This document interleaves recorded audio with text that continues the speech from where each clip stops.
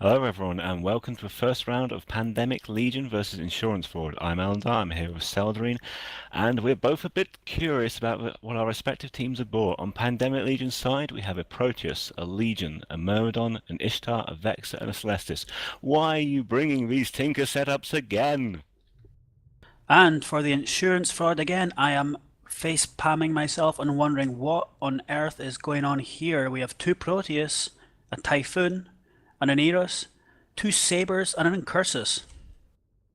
So we're seeing, I think, both teams bringing less than the 8 ships. I think statistically, if we look back at the Alliance tournaments, it's always been shown that teams that bring the maximum number of ships will do better against teams with less ships. This PL team, you've got two Tech 3s, both expensive ships. Why they've got two in a team like this, I don't know. And it's essentially a copy of the team that lost twice to Hydra in FanFest. It doesn't look like it's going to be particularly good, but then the other team looks a bit weird as well, so God knows. And DHB Wildcat in his cruise missile kiting Typhoon is in relatively close to the beacon at 30 kilometers.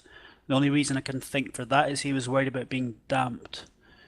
And what the Proteuses are going to do in this role, they're in the beacon at 10 kilometers, so I presume they're high damage, high tank rush Proteus. But pairing that up with a Typhoon is very unorthodox and very unusual. It will remain to be seen if this setup is the steaming pile of terribleness I think it is, or if they can pull something out of the bag with it.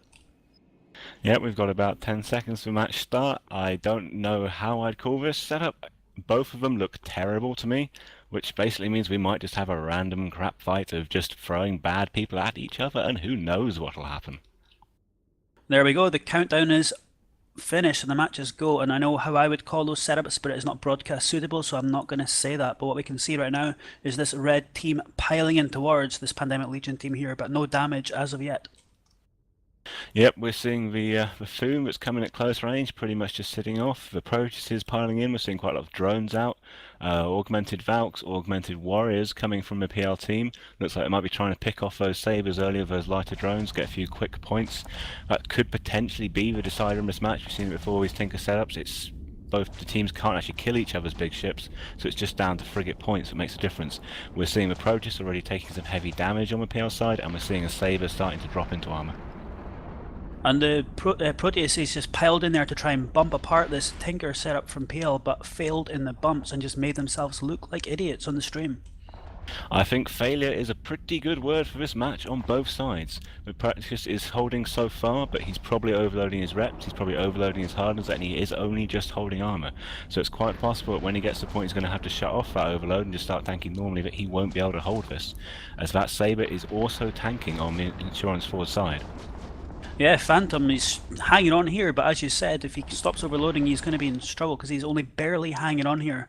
Proteuses, when they get on top of you, when they get in their optimal range on those close range blasters, they have a withering amount of DPS. Yeah, and we're really not seeing any real damage applied to this insurance fraud team from PL. They're trying to take out these frigates, but it's not working, so it looks like they've tried swapping to this Foon of all things. Right, okay, it might be a slightly weaker target in these Proteus, but it's a cruise Foon. It's not the bulk of the damage. It's the Proteus with a problem. And this Oneirus that's going to rep him. I don't see them even taking down this Typhoon. If they can't kill Sabres, they're not going to get a Typhoon. So what are they doing? I know what Wildcat is doing, and he is just going to be lining himself up again for another bump. He is once again in a kiting ship, having the time of his life in the tournament. He may well be trying to bump, but he's currently not really moving, and he's webbed and neutered, so I don't think that's going to be very effective, much like the rest of the tactics shown in this match. The Oneirus, though, now taking damage on the insurance forward side. That could be a good switch. We're seeing a lot of drones on him. He is starting to pull some range, but those Warriors, those Valkyries, should have no trouble keeping up and applying the damage. And he is leaking armor. If they can get him down before this Proteus drops on PL side, this could change the match. Yeah, something strange is going on here. Wildcat actually is not webbed and not neutered right now, but for some reason he is absolutely stationary. Maybe he's disconnected, or maybe just something's wrong with him, but for some reason he is not moving. Yeah, we're not seeing much tackle applied on either side, actually. There's no webs at all applied to insurance from a team at the moment, and just one scramble at Proteus on the PL side, but that Oneirus is dropping, and that looks like he's not going to be able to hold this. He's got a few rep drones on him by the look of it, possibly not even that actually, so he's going to drop to these drones. He may well be local tank, but if he is, it's not having any significant effect. And once he goes down, PL will start to be able to kill things. Oh, that Proteus now losing bigger chunks, so it's possible he isn't able to overload anymore. But this Aniris of Kothara is just about to explode, and some people may be watching the stream wondering why on earth is the Aniris so close to this PL team, but he was dampened down, so he just had to be that close to get any of his reps on his teammates. Yep, and now that he's down, they're going for DHB Wildcat in his point-blank range Cruise Typhoon. Again, an interesting choice from DHB Wildcat. Looks like it's probably not going to be working out well for him as he's starting to bleed armor. Yeah, just like real-life cruise missiles, being at point-blank range does not necessarily increase any of their damage, and we can see Vitchik's now in the Saber is in serious trouble as well, and he's going to be exploding soon. However, while that Saber is going to drop, by the look at it, Foon is now pulling range quite easily. He obviously wasn't tackled, so he's going to get away from his drones and survive a fair bit longer. But losing these Sabers, Foon doesn't look like they're going to be able to break this PL team. That Pro just looked like he might drop early in the match if he couldn't keep the overload up, but it seems they've managed to mitigate enough damage. But this is going to go well, and PL will actually win this. We're seeing some jams applied across the insurance fraud team as well, so possibly they've been what's mitigated that early damage enough to allow PL Proteus to survive. Yeah, you're completely right there. The PL team has just removed enough damage from this insurance fraud team that their Proteus of Phantom has just now been able to tank this no problem at all. We look at Wildcat there in his Typhoon. He's approaching structure, and that Typhoon will be disappearing from this match any second now. Yeah, we're seeing that PL Proteus occasionally lose some quite big chunks of his armor. That's probably down to the amount of jams that are applied successfully. There'll be unbonus jams of this setup, so they won't necessarily be that effective, but every now and again they're going to lock, they're going to hit, and that's just enough to be able to survive.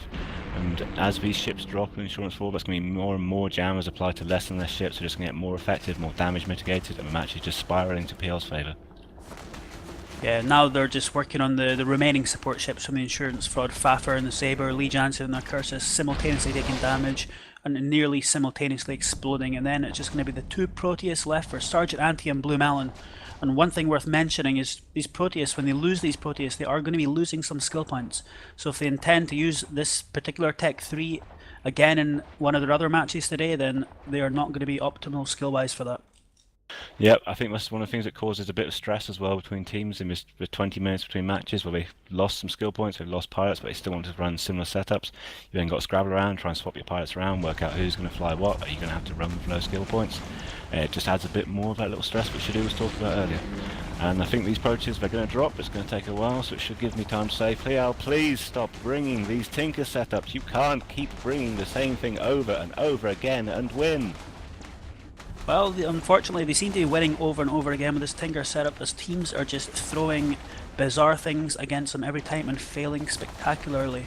And I think losing the skill points and not being able to bring Proteuses again is probably the best thing that could happen in insurance fraud, because we don't want to see this spectacular fail from this team again. We want to see a good match. Well, I think the core of the team could well have worked. Those Proteus, a lot of damage, a lot applied. We did see that PL Proteus struggling at times, and Proteus have got high sense of strength, so it would have been quite strong against those jams. It was just that point-blank range Cruise Foon, not exactly the best choice in a blaster rush team. I think that was really a case of the team captain came up with the setup, and DHB Wildcat was screw you guys, I'm bringing a Foon. Well, I'm kind of surprised it wasn't a Raven, to be honest. And who knows, a Nano Raven might have had the speed and the agility to actually pull off one of those bumps they were trying for at the start. That could have made the difference. These PL ships, probably without propulsion mods, if they were bumped away from the short range of those Tech 3 reps, maybe it would have made a difference. Who knows though, but it didn't make a difference in this match, and we can see the first Proteus here, Blue Melon, is about to get squashed, and he is just about to hit structure. He will be the first Proteus to explode. It'll be interesting if they have enough time to kill the second. Yep, Blue Melon, no stranger of losing ships to Pandemic Legion. This is not the first time, and I'm sure it won't be the last time. But at least his Proteus wasn't stolen by Pandemic Legion. No, he's also chosen to honourably die in approach as well. He hasn't ejected from the ship. So he's made some correct decisions here, even if choosing to let the team bring a Foon may not have been one of them. Yeah, a very interesting outcome for the match. We would never have expected this. When two teams bring such terrible setups, it's really just like a cripple fight. Pretty much, yep. I think they're both, well, PL especially is lucky this setup was brought against them. I really don't think this, as the Tinker teams they brought go, this is one of the stronger ones at all. That Celestis and the Vexel are both fairly weak ships. I'm quite surprised to see this team win, but I guess that just comes down to the piloting and ship choice of the other team. And that's it. That is the match over.